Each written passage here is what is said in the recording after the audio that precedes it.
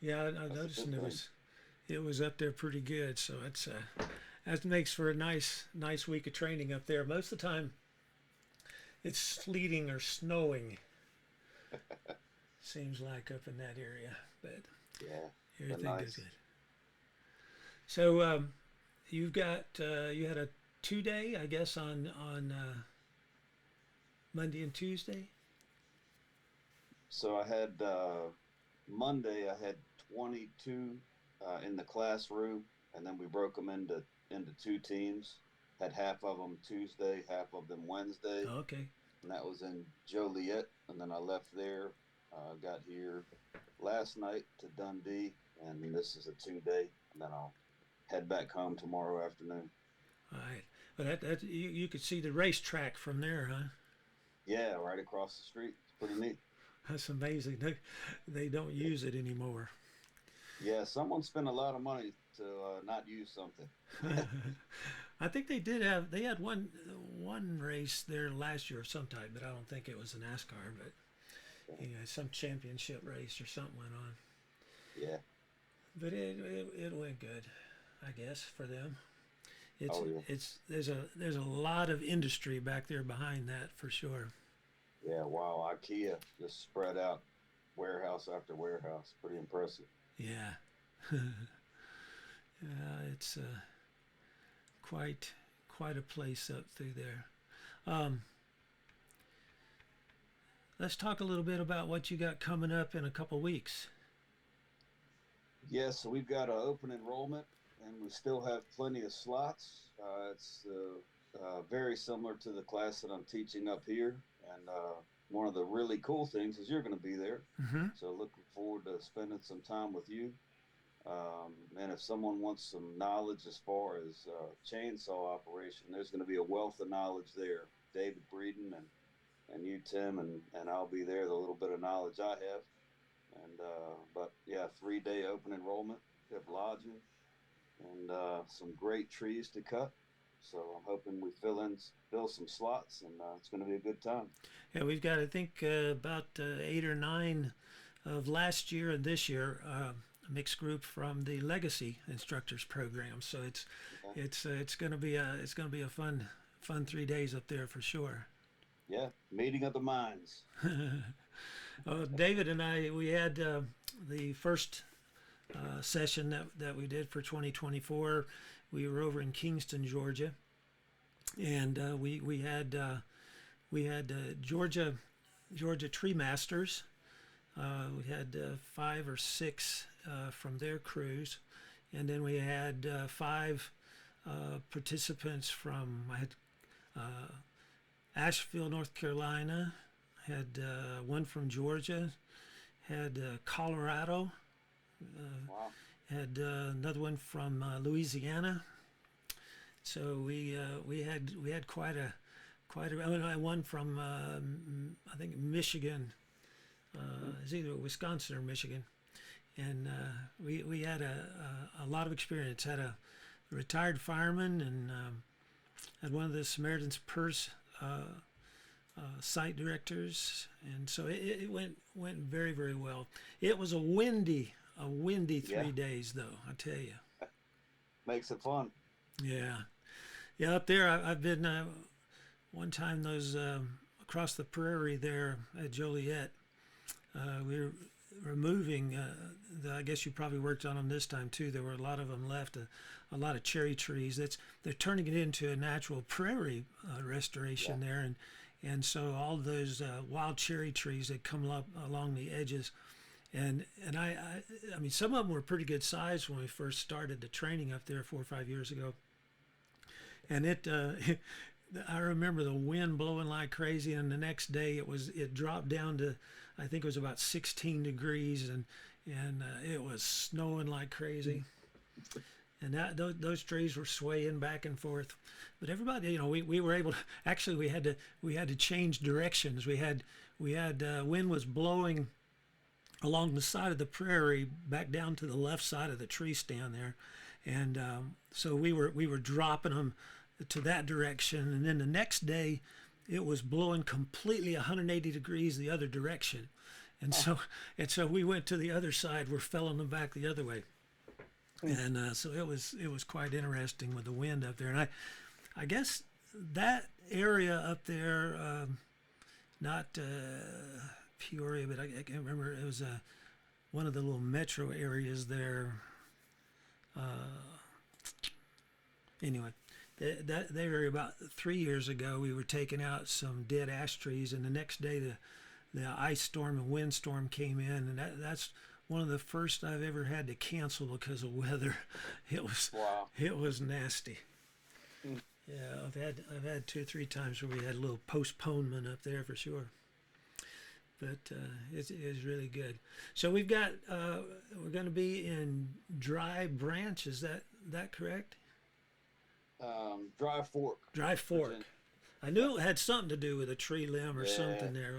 So we're in Dry Fork, Virginia, which is just I guess we're going to start off there in In Danville. Danville, and then the cutting site is up in Dry Fork. Yes. And so we'll be heading up there for the hands-on sessions. And if you are interested in that one, we've got lodging there and everything still, and I guess we got lunch on the house there too. Yes, sir. So we're all set to go. So, and I think. It's going to be a fun time. I just got to get some more people signed up for it, which we've still got a couple of weeks. So most of the time, everything comes in kind of last minute when people figure out what their schedules are. But anyway, it's going to be a good one. But one thing I was kind of looking at here, and maybe get you. I think Bryant maybe checking in. I don't know. I think David's kind of watching. He's been out and about this week. His father is in the hospital, so he's heading up that way. But we had quite some discussions here over the past few days about training and getting from here to there, and some of the issues that are out there as far as online videos and those types of things. And so I put together a video on what is training a couple days ago. So far, as about 1,000 people or so have watched it, and got some discussions going on. I've got a video here that we put together last week that David did a little story I want to play here when we get going. That's pretty cool. But that's some things here on some questions, and I see there was a Chainsaw Addicts, which they've got some good things. He puts together a lot of custom saw work and those kinds of things. Got quite a little, I guess you'd say, a group going. And one of the things that came about here, and I was wondering what your ideas are on it, but this is one of the posts today. It said, I need some advice here. No bucket truck, just a man on the ground and has a chainsaw, and have resources like truck and chain. How should I do this one? And if you look here, I broke the pictures down so maybe you can see a little better. But there's a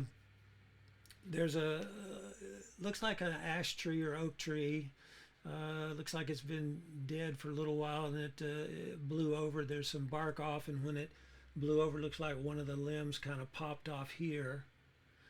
But it more or less is hung up into this other tree, and so the lower fork of it is off to the right side of it, but the main fork is hung in this other, looks like a black oak or something, up in the crotch of it.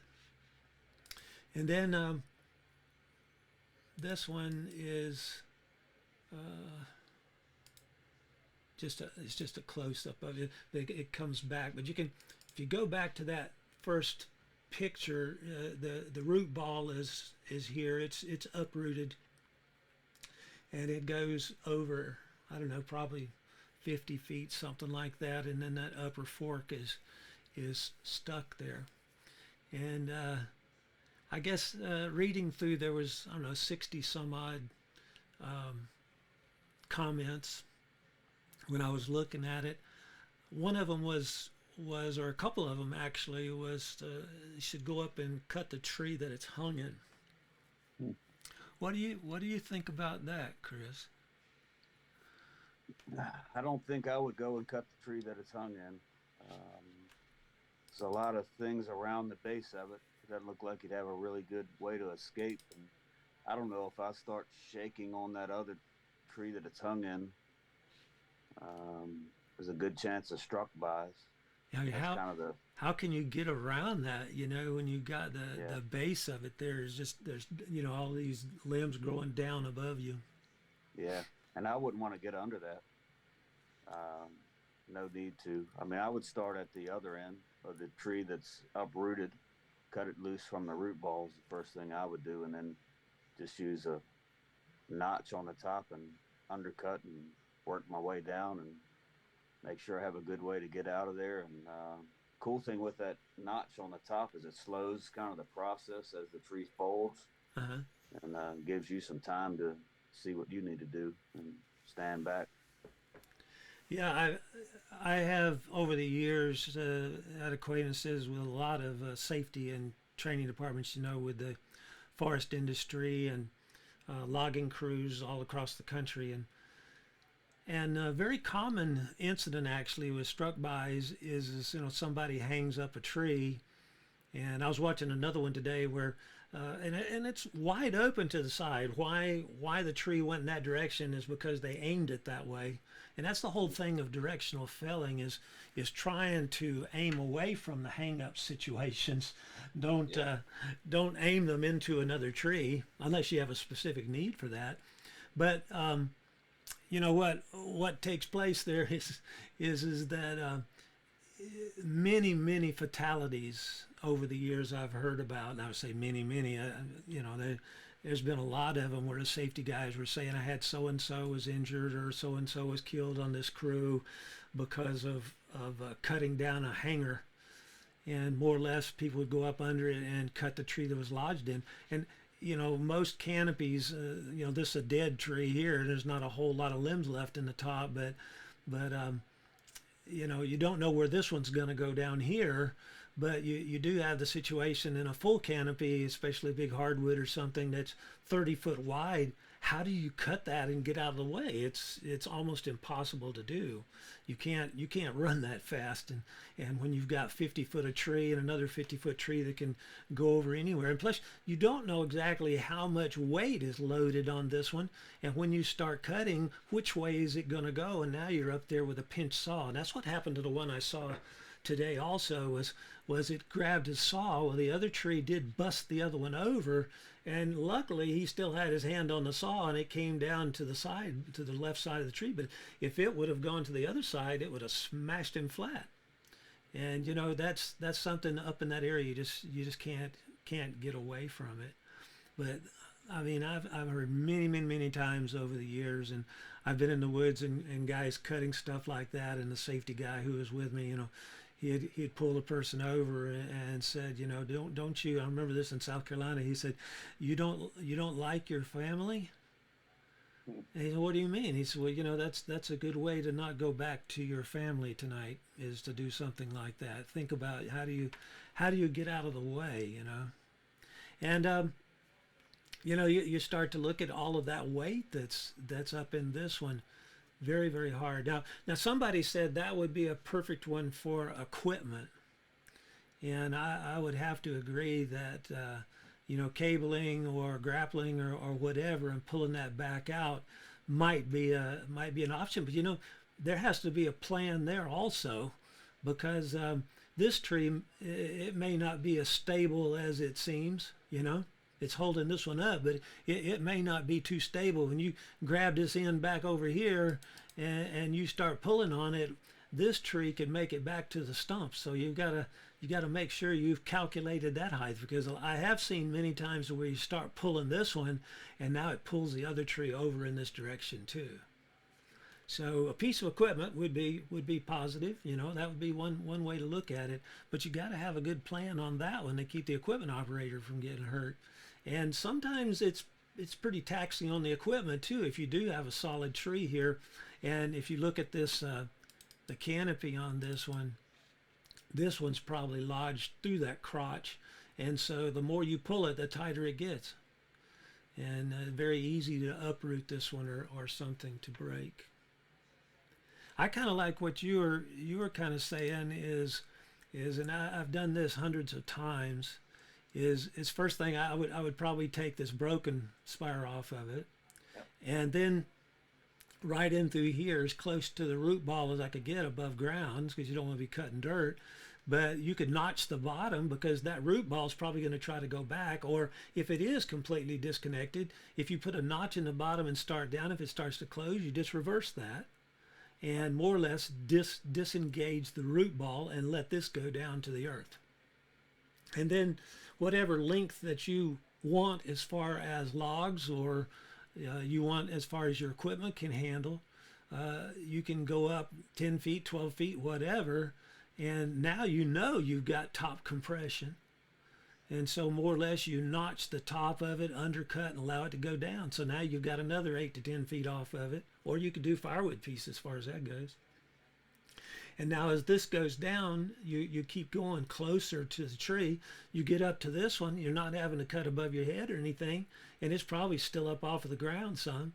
And so you determine, is it top compression or bottom compression? You do the compression side first and get that limb off of there in totality. I mean, you could take that whole piece and just lower it down like felling a tree. And then you can continue working this one on up. And so as you have all of this height, now this is back down to the ground, you just continue up, and this goes more vertical and vertical. Probably though, this one in that type of a furry looking crotch is gonna get stuck.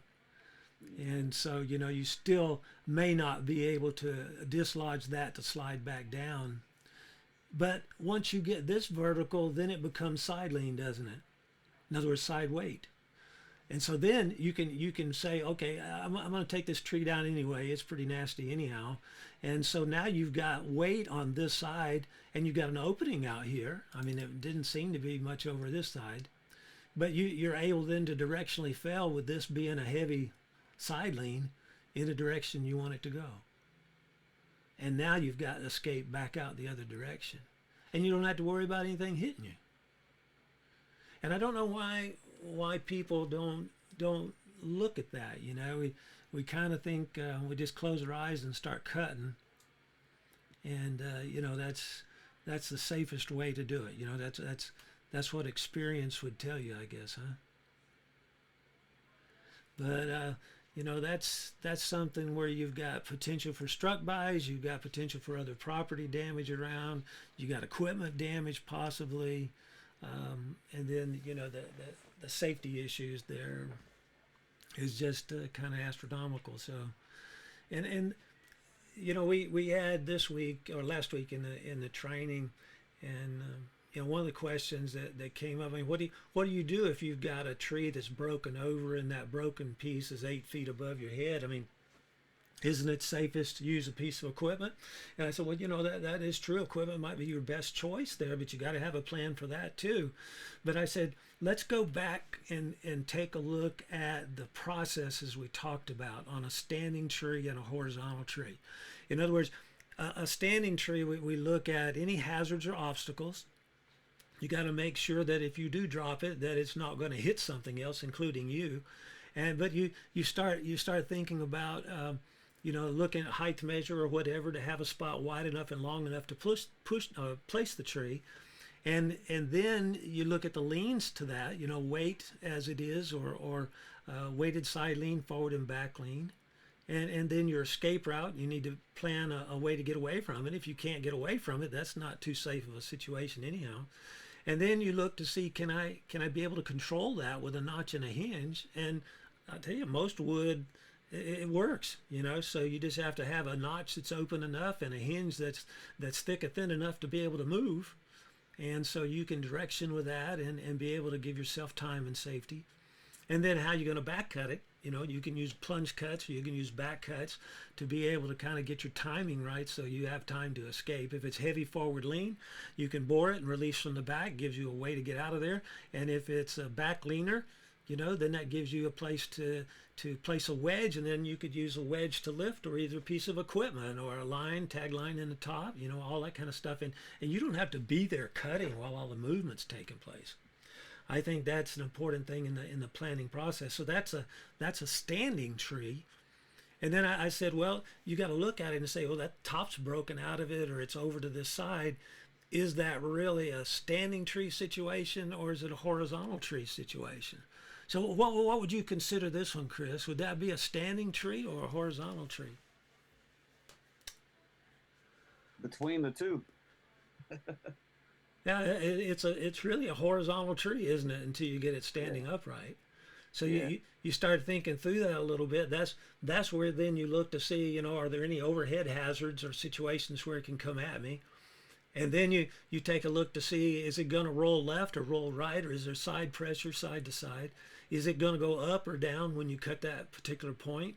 You know, is it going to lift or is it going to go down? You know, if the root ball's still in there and you start to cut, it could lift, couldn't it?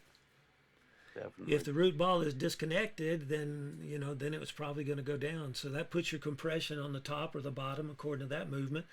And then you've got back pressure. And on this particular one right here, that would be the tricky part to me. Would be that if that tree went over and it's pushed against that other black oak or whatever it is, that means that it actually is bent back over, you know, say a foot, 2 feet, whatever. And so as you start to cut, it could push the tree back towards you and close the kerf on your bar. That's the hardest thing to read, in my opinion. Yeah. With these trees that are blown over, is trying to figure out does it have so much pushing back against that if I start cutting it, it pinches, and I've seen them pinch instantly. That is definitely the trickiest part. But once you make that first cut and you get it detached, then it's a whole lot easier to read. You see what it's going to do. Yeah, because then it's kind of free floating there to the ground, isn't it? So you don't have a solid attachment back at the root ball. And the same thing if you fell the tree, that cutting that hinge loose there and going ahead and dropping it would be an advantage. But you know, the other side of that, you know, is thinking through. I just lost my thought, but as you start to work up, you're taking weight off of that, and so it may not push back. But you know, you could use a tongue and groove on that. Yeah. You could bore through the middle, and you could place a wedge in that slot right through the middle, and then identify, in this case, your compression's probably on top, so you would cut your top cut off to the right side or left side, and then to the same side underneath come up until you bypass your bore cut through. And that keeps it from twisting, but that also gives you a place to put a wedge in there, and so you're able to tighten that up should it go up or go down, and it keeps you from getting stuck in the kerf on the compression side. Because figuring out what your compression and what your tension is really the hard part there, isn't it? Yeah, that's the trick. Yeah. And Joe Glenn, who has a trainer, he's one of the game of logging trainers up in Indiana. He even went another step with it. Instead of just a tongue and groove, he went a peg in a hole. And so he would take and bore through and then go up about 6 inches to a foot, especially if he had equipment there, and he would go all the way around it so that held there. You didn't have to worry about going up, down, side to side. And then when you could split it apart with the wedge or grab with a piece of equipment, and it would pull that square right out, 12 inches. So it didn't have the ability to roll at all. It had to come out rearward. And so that can work that way too. But you got to have pretty decent fiber to do that too. But most likely in a dried ash situation like this, it would probably work pretty well. So it's quite interesting when you start to think about the different ways there. But that all comes, you know, in looking at it as a horizontal tree, or a tree that's down, is up and down, side to side, back and forward. And everybody's like, "Gosh, that's kind of simple." I said, "Yeah, it is, but nobody seems to follow it." You know, and think about it. If you have the ability to step back from that and read from where it's on the ground there, whether it's attached to the stump or not, and it goes up to that tree, everything in between the ground and where it is in that crotch is top compression, isn't it? You could have side to side might change, but pretty much that's going to be top compression any way you want to look at it. And so you just keep blocking it up to the tree.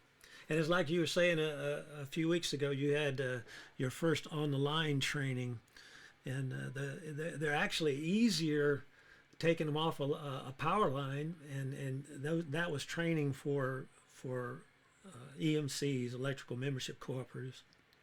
And so those were linemen in most cases that were doing that. So don't think you can take and cut trees off a power line after a storm unless you have electrical knowledge, for sure. But you know, it does help. And you were teaching, and we were teaching the linemen how to get those blowdowns and stuff off of the power lines. And it's amazing. You use a notch and a hinge in the same situation here, and you walk that tree up, and the line actually lifts it and spins it out, doesn't it? Oh yeah, yeah. So it's amazing, and the tree follows that, follows the line to the low point. So Seeks the sag. It does, and you can say put your notch on one side of the top, more to the left, more to the right, and you can manipulate that trunk and have it spin, and it would just roll off. Mm-hmm. That's fun. I've in all the classes I've done over the past probably 10 years with that, I've only had two that really kind of got hung up, and that was because they flipped, and it was usually a smaller top, and it hung upside down. We had to take a throw line to flip it back over. But we would take and we would kind of twist them in between three leads, and you would think, man, it's not coming out of that. But when you start notching it towards it and it seeks the sag, it rolls right out just as it rolled in. And the guys are always just absolutely amazed when that. So linemen, that's one of the tasks that they hate to do. You know, they don't like stringing, having to take the line down and restring it, but they don't like cutting up the trees off of it either. And some of them are pretty big and dangerous, and all kinds of terrain deals and things that you have to deal with. But it's something to where that is actually easier with the lines than it is in a situation like this, because oftentimes, because of limb crotches, as you walk it up there to the tree, you can still do, as you said, though, you can take and put a notch to the side and walk it around. And that's what I do is think about, as I get it standing up, that the spire that's through the crotch starts to straighten up also. And more or less, in many cases, you just keep walking it to the tree and it falls back out. So all you do is go behind the tree to get out of the way for an escape. But it's something to where when you think about it, that if that crotch gets stuck, then there's nothing else that you can actually do except you can leave it till it rots out of there, or you can take and be able to, if you got a piece of equipment, you can lift it up sometimes and walk it back out. But at least you're not putting so much pressure on the tree horizontally, on the one that's holding it. But then you've also got the situation of it gives you the ability then to have a leaning tree. So you use that weight of that piece hanging in it to take it away from you and give yourself a good escape way. So that's kind of interesting. But 60 comments on there, and I didn't see anything to that regard. And so that means there's a lot of people out there that haven't been exposed to notches and hinges and what can be done with that. Because 99% of them that I look at on YouTube with hangers and stuff, people are sitting there and slashing or cutting straight through and undercutting. And notches and hinges work so well in lowering that weight down. So you're able to control side-to-side movement, and you're able to slow down the movement, and it always goes away from you that way. Mm. but people Yeah. don't or have not been exposed to the use of notches and hinges on horizontal and many times on standing trees also. Yeah. I had a trainee yesterday. We had one of those cherries get hung. So I showed them the technique of putting a notch on the top and undercutting, and how slow it went down. Because these guys, they work in the parks, they keep the parks clean. And I said, "Do you ever run into these leaners?" "Oh yeah." So I showed them, and the first time the guy said, "Well, how come no? How come I don't know that?" And I said, "Well, no one's told you before. That's why you don't know that." He's like, "Before we would just cut a little and back up and run, but you have complete control of it just with that simple open face notch and the undercut." I said, "Yeah, it's simple, but somebody has to tell you in order for you to know." Mhm. You know? Very true, isn't it? Yeah. And that's something of an issue that David and I were talking about last week is how many videos are out there, and I kind of reiterated this in the one that I posted, I think last Friday or Monday, and that is that what is training is not necessarily experience. It takes it becomes experience because and many times you've been working in logwoods or working tree care for 10 or 20 years. You're well aware of what the hazards and dangers are, but in many cases it's just been close calls and get out of the way, and you've been fortunate because of your understanding of those things. But if you don't explain that to people, if they don't see what you're thinking in that cut or that plan, and they go out there and try to copy it, it gets very dangerous. It is Yeah. super, super dangerous. And so in our instructor programs, we talk about the liabilities of instruction, and it's not just because I'm a good logger or I'm a good tree person that I'm a good instructor. I see a lot of guys who work out there for 20 and 30, 40 years, and they're very good themselves, but they don't know how to communicate those things. And it just goes to the same thing you just said. I don't know how long that person has been in the parks business, but he's probably or she's probably had several supervisors, and maybe their expertise was chainsaw, or maybe their expertise was equipment or paperwork or whatever it might be, but they've never passed that information along. And that's where a training program that's properly set up gives you a systematic approach to planning, and also passes along a lot of experience ideas, because other people that have come to the training has shared their knowledge and their techniques. And so I mean that's what I do is I collect techniques, and collect training areas to be able to pass along. And it's like I said, somebody the other day is, experience is great. And Soren always used to say, there's two different kinds, good ones and bad ones. You want to learn the good ones on your own, the bad ones from somebody else. But it's something to where when you start to think through the process, is that if we could make it, kindergarten and first grade, we'd be ready for a family and a business, right? That's what a lot of people think is it doesn't take time. Experience, like most of the people are working with in the woods or in the trees, is it's an accumulation of knowledge that they've acquired over 6 years, 10 years, 20 years.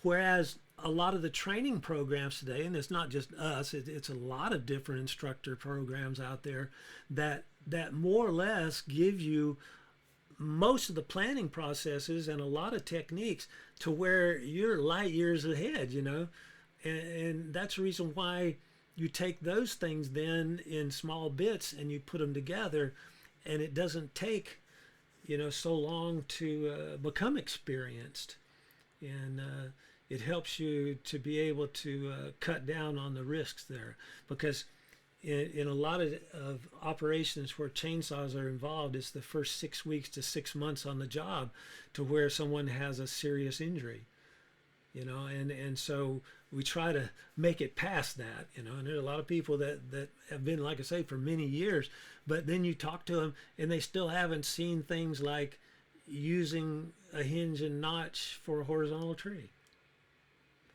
And so I've just had the blessing to be able to be around, people like Soren Erickson and a lot of loggers over the years that and a lot of tree guys over the years that basically passed along information, or I saw different things and we applied it through a training process.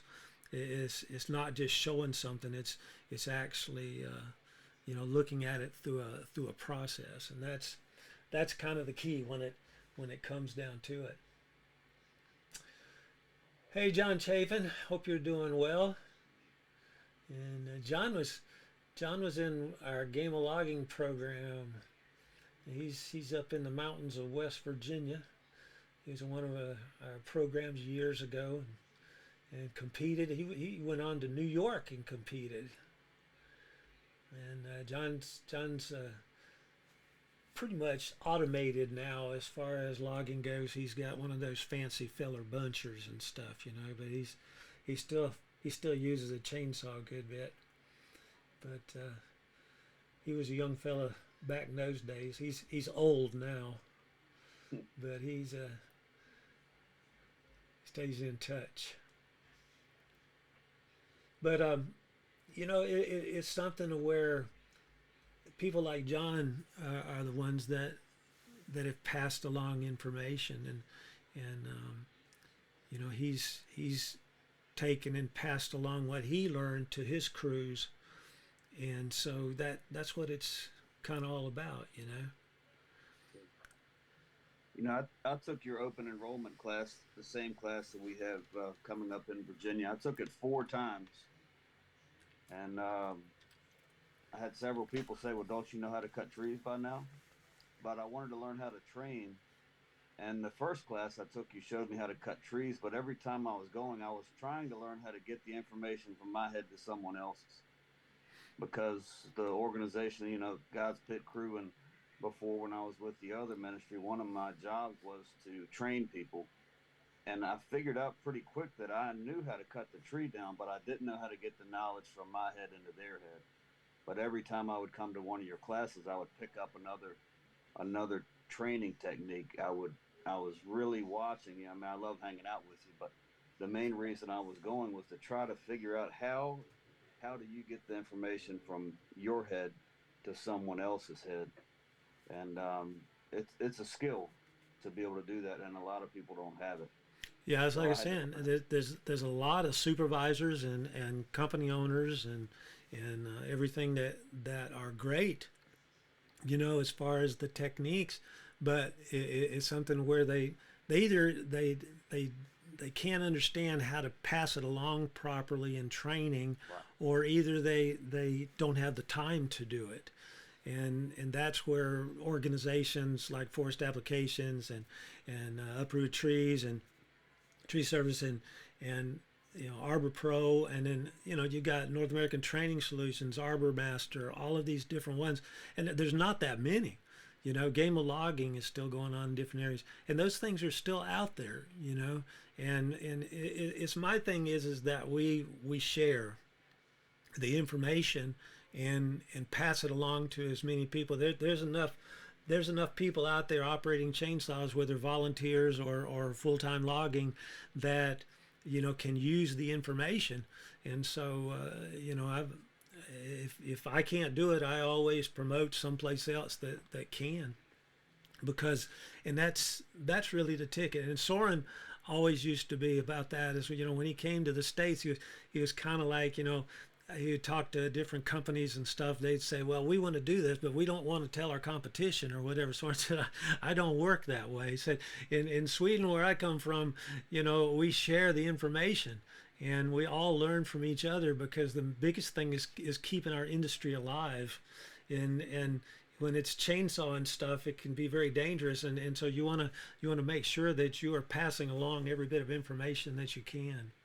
And so that's been kind of my philosophy over the years, and I've done pretty well at it, I think, over the years, and I've managed to stay pretty well. But I guess cancer will catch you if the limb doesn't. But it's something where when you start to think through it, it's there's so much stuff that people have shared with me, and it kind of messes with me a little bit when people aren't sharing it completely, and it creates some issue out there.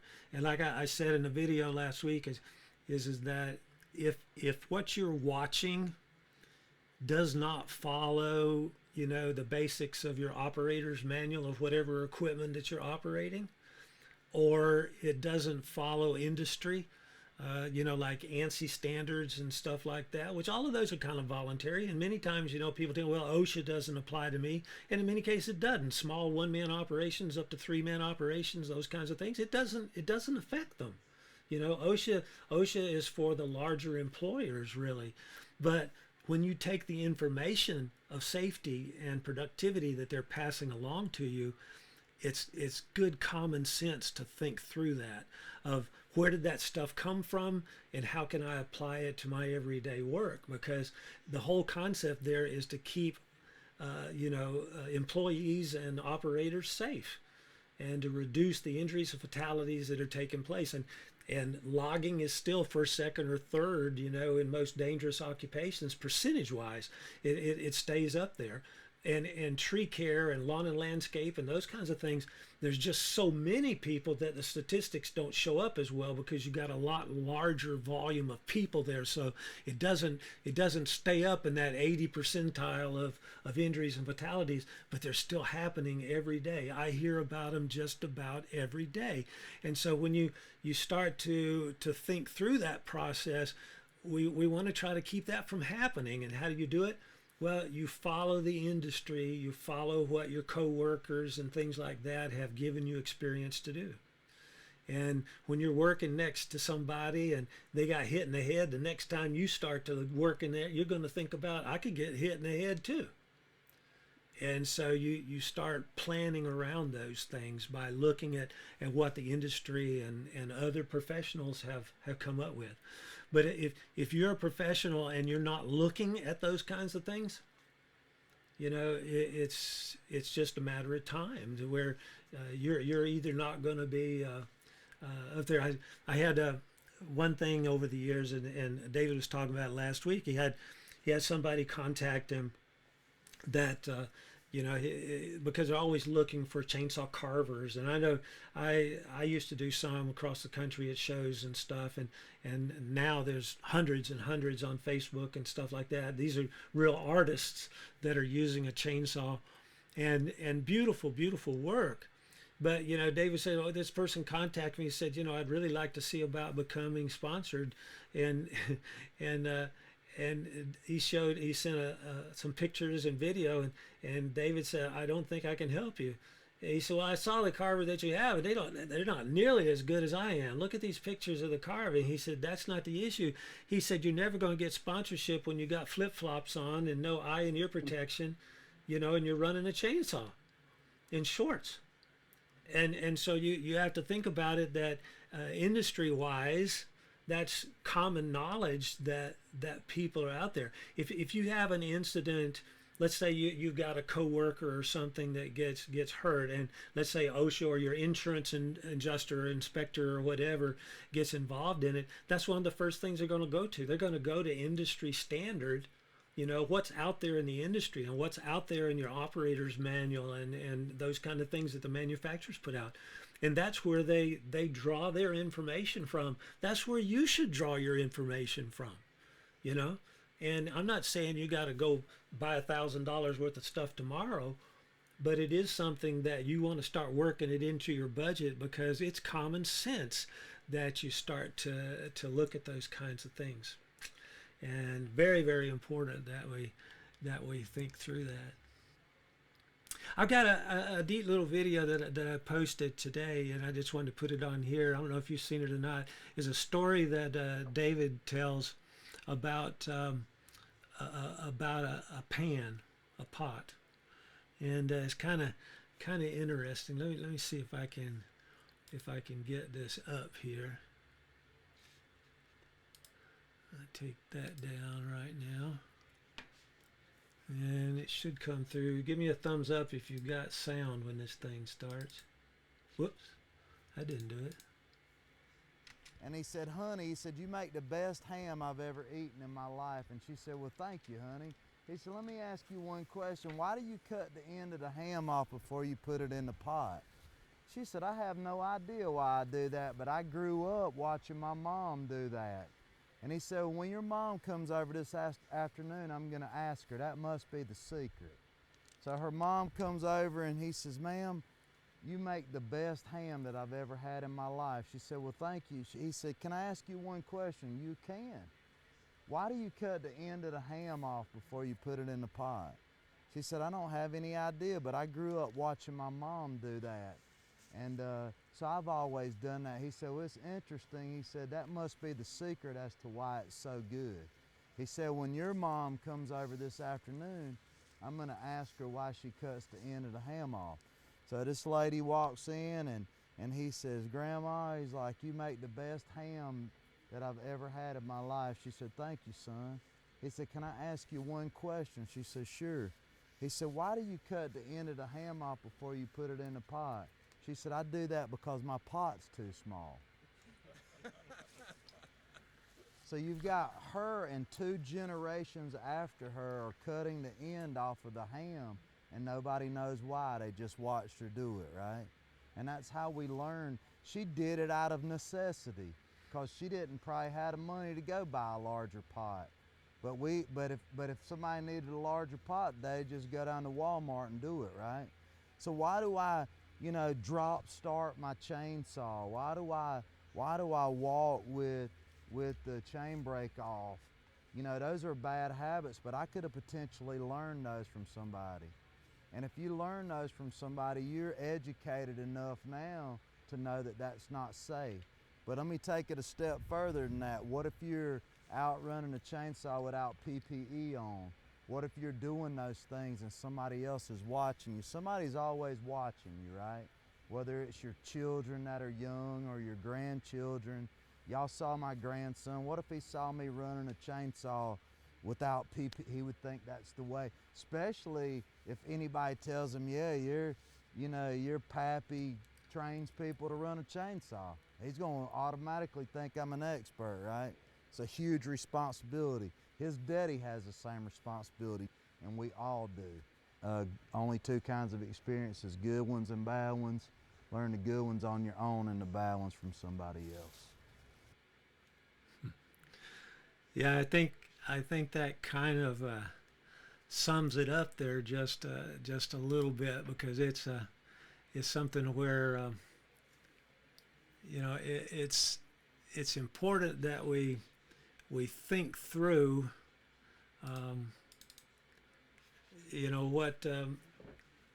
what we do out there, no matter what kind of equipment or what kind of situation that we're working in. It's so important that we think through that people are watching us. If we're a co-worker, people are watching us. If we're a supervisor, people are watching us.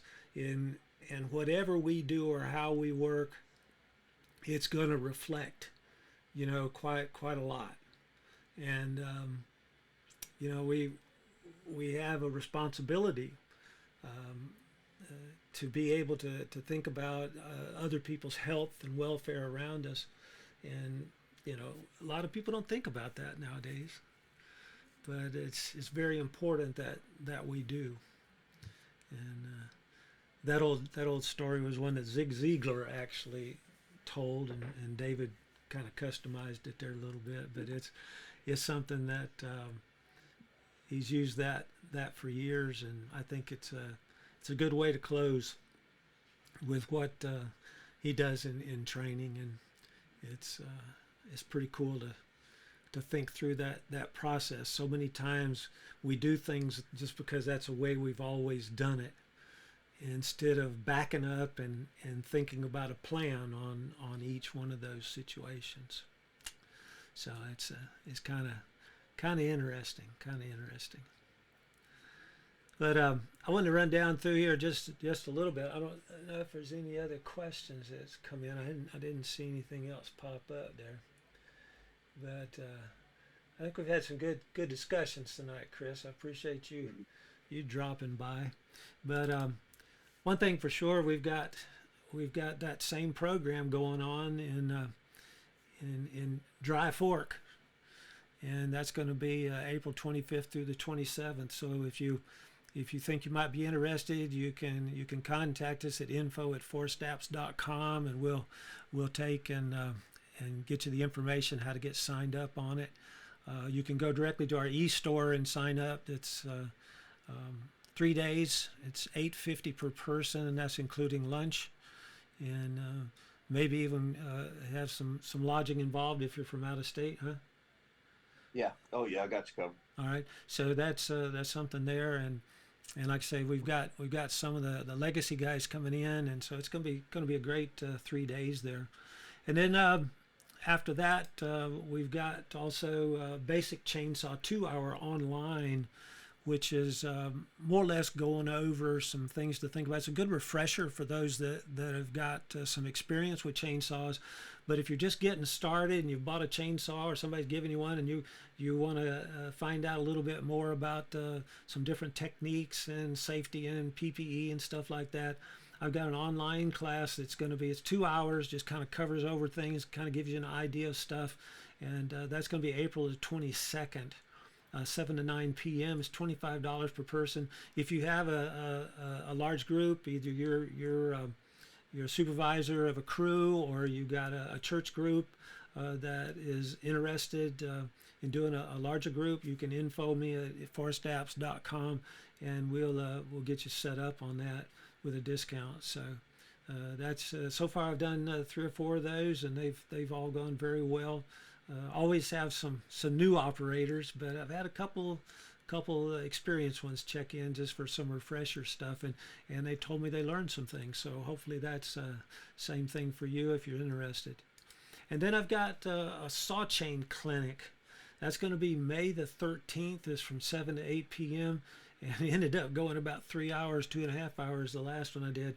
But it's $15 per person, and it's going over all the different types of saw chain and how pitch and gauge and those kinds of things line up with your chainsaw, and then also different filing processes and grinding processes, and then also tools. I've got a whole table full of different styles of tools and stuff like that to kind of give you an idea of how they work and all. And so it's I think a pretty interesting class, and also talking about damage on the chains and stuff too. And then consultation, and that could either be me or Chris or David, or if you've got questions about anything, tree care or chainsaw operation, those kinds of things, we do have ability to set up a special class or a special workshop for you. So either online or in person, and so it's good. Chris, you just you had a session with a mountain bike club that we finally you should see the benefits of that tomorrow. And so, but it's something to where we had another one that contacted us out of North Carolina, so you may be talking to them pretty soon. But mountain bikes and trail work and those kinds of things, it's kind of interesting, and they may want to start off with some of the online stuff and then go into the hands-on. So we're getting working that out. And there's a lot of organizations and stuff that we have worked with before that have special questions and those kinds of things, and so that's available on online training and consultation. And I also have my e-store, which there's still some files and different things on there, and some different things you can look at, and so that's on Shopify. If you go to our website, you can click off of that. But interested in also if you have anything about like Chris was talking about, from your head to there. In other words, how did you learn about chainsaws to begin with? I've been working on a kind of a documentary that I'm going to be putting out in a few months, having to do with how people learn about chainsaws. There's a lot of history. A couple weeks ago, I had the retired president of HUSQVARNA. He and his wife, which his wife did a lot of the marketing and stuff for HUSQVARNA for about 12 years, and Dave Zerfoss was North American president for about 18 years, I think. And so we talked about some different things of old times, but there's a lot that can be learned from looking at the history and power equipment. And so I see all the times. I've got some arrangements going on with some tech guys that have worked with, or I've worked with them over the years, and so we're going to be doing some things there in the next few weeks. So it's kind of interesting, some of the past that comes back around. So those things are coming up, and we appreciate everybody and participation and talking through different things of technique and planning processes, and it's been a fun time. So we'll be back next Thursday night, and I don't know where you're going to be, Chris. You're going to be next Thursday. Thursday. I'll be in Alabama, I think. Yeah. I need to check my calendar, but I'm pretty sure I'll be in Alabama. Yeah. All right. Well, maybe you can log back in. But, I'll be here. But anyway, if you have any questions between now and then, you can send them to me at info@forestapps.com. We'll be glad to put it up, and we always put these up on YouTube to be able to reference. So appreciate your time tonight, and please tell those around you and above you and below you if you enjoy these things, and also training and stuff, and let us know how you learned about chainsaws, and we'll go from there. Chris, be careful out there. I will. And I don't think it's going to snow on you tomorrow, though.